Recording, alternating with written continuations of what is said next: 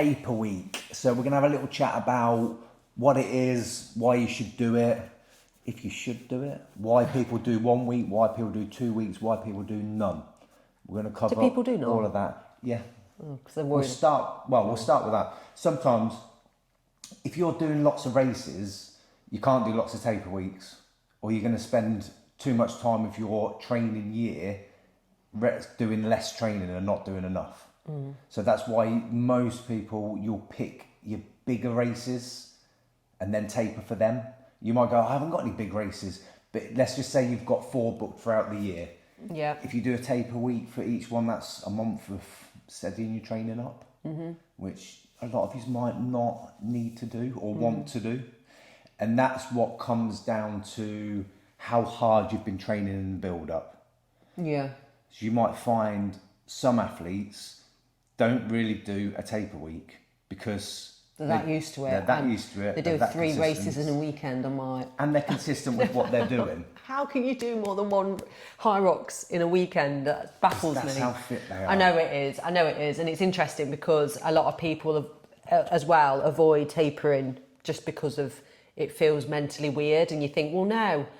But we've seen the results of people tapering to non-taper and the difference. People know, or people think that they're going to lose fitness, they're going to lose strength, they're going to lose whatever. And the reality of it is you're not. You don't lose your fitness that quick. I know we all think we do. Feels like it. It does, but don't be scared to reduce your volume of training. So the way to do it is rather than reduce the intensity that you're working. So don't just start doing all slow, easy training. Just make the sessions a lot shorter. So 50% off probably what you normally do, would you say? Yeah. And your mind will play tricks on you in taper week as well. You'll start feeling more niggles all of a sudden. You'll think, oh, I'm exhausted. I can't even do half a session because that's what I did. Yeah, because then you're thinking, oh, I'm not training. I now can't do Hyrox, even though you've trained in all the build up to it. What do they call it for marathons? Maranoia? Oh, I don't know. Paranoia, maranoia. No, I don't know, where they think they've got injured, they can't do it. I think what happens a lot with that is people then end up with a lot of free time if you're used to training a lot. So, it's nice. Well, you might find it nice. A lot of people find that really hard. So the way to do that is fill that time with something else. So that could be making sure your nutrition's on point, planning, looking what the race is ahead, visualising what you're doing, bit more mobility, bit more this, just so you're still doing something rather than going, oh, what do I do now? Now I'm not training. Fill your time. So if you've done a pretty tough, specific prep, I can still never say it, build up. Not Pacific. And then you're going, right, yeah, my body's feeling it. This is when the deload week is key. This is where your Garmin watch is then going to tell you that you're peaking.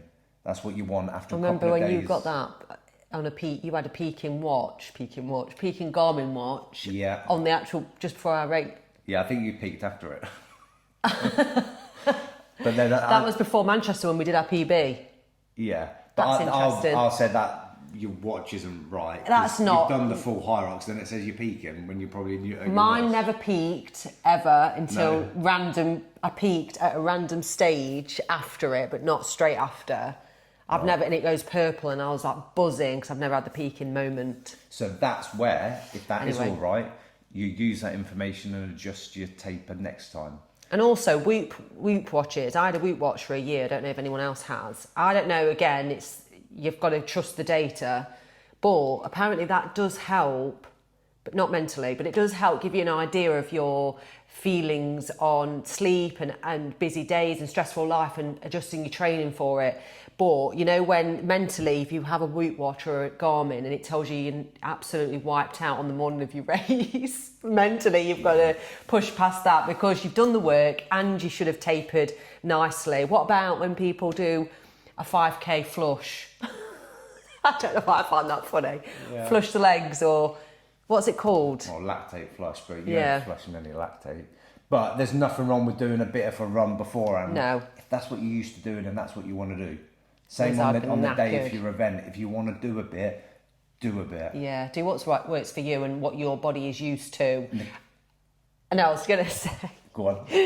The only way you can learn as an individual is by doing plenty of races, for example, and getting experienced in how you taper and what works better, whether it's like around the food, the tapering, how your body performs will change because you're learning how to do these things. Do you know what I mean? So you'll get it wrong a few times. But with that, wrong. With that learning, you don't want to be You don't want to be doing anything new in taper week. Don't suddenly start doing any crazy workouts or trying this new supplement or whatever. Everything that you're going to do, especially on race day, you shouldn't be having a new gel because Hyrox have brought out a new gel. Don't bang that down, or a Red Bull that you never normally have, but you're at Hyrox, so you have a Red Bull. Or a massive pizza the night. That's what we've done before. But you learn through these experiences at the same time, and also you can overthink these things. And so if your morning is out of routine, for example, because of something that's happened, it'll be fine, and it's all lessons. A lot of people will be massively out of routine on your Hyrox race, and the main reason being, apart from the travel and everything else, is you're probably doing your Hyrox at a different time you train to. There's very few people who go, oh, I've got 7 a.m. for my start time, that's when I always train. Most people go, oh, I'm racing at 7 o'clock at night. How am I going to do How am I going to do that? But they do. You do. They do. It's all in you. It's absolutely fine. And you might, for some reason, the times that I think you're going to do the worst, you actually do the best. You know, when people go, oh, I don't feel like it, but during the session they had the best time or got the PB. Oh, people have had that with training as well. You go in the gym, you feel terrible, and then you have a session, you go, oh, I feel amazing. Smash that. And then other times you go and feeling amazing and you don't do so well. Yes, it is. And I think, taper week. What would you say then is not good if some people train right up to the actual event or do a big session the Friday and their race is the Sunday morning? The term that I was always told years ago is fatigue masks fitness. So if you're going into a race with fatigue, you're not going to show your real fitness on the day. You're not going to get the results you want to get. So take this week as a real positive, where you're getting your body ready to do something that you really want to do well at. So don't go into your Hyrox race fatigued. Go into it feeling good. Get a massage. I always had a massage 3 to 4 days before, but then you read up and go, oh, don't get a massage the day before. It's like, really? Well, does it really matter? But I did 3 to 4 days. We'd have one, didn't we? I wouldn't do something different to what you've not done before. If it works, it works. But the only way you're going to know what works and what doesn't work is if you track stuff. So if you do a similar prep, say you do specific prep version 2, you do that, you follow it, you stick to it to a T, you do the taper week that's included in that as well, and then you see how you feel. And then next time you might go, okay, I'm going to do the specific prep version 2 again, but I'm going to adjust my taper week a little bit. You might go, actually, I need to do a little bit less. Longer or less. A little bit less, a little bit longer.